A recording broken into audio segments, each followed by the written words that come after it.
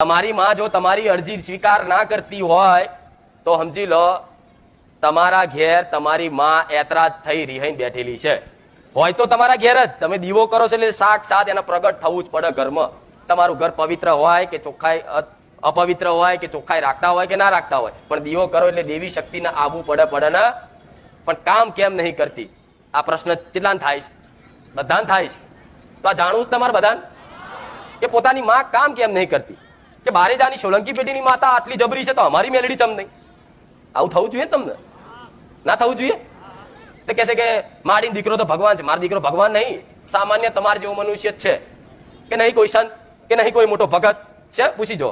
નહીં, તમારે જેવો નીચે બેહવા વાળો જ છે ને.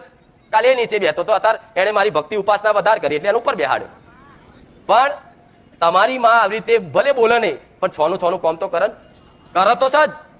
પણ જે તમે ધારો છો, જે વિચારો છો, એ તમારું પૂરું નહીં થતું. તમારા ઘરમાં કકરાટ કંકાસ 24 કલાક ચાલુ રહેશે. બીજું તમારા ઘેર લક્ષ્મી નહીં ટકતી.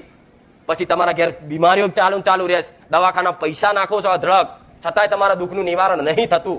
તો એનું કારણ છે તમારા ઘેર કુળનો દીવો ચોક આગો પાછો હોવો. તો કે કુળનો દીવો ચો જતો રે? એ પ્રશ્ન થાય. શું ડુંગરે જતી રહી માતા? ચામુંડા ચોટીલા જતી રહી? મહાકાળી પાવાગઢ જતી રહી? હરસિદ્ધિ કોલિયા ડુંગર જતી રહી? નહીં જતી રહી? તમારા ઘેર જ છે ને? તો તમારા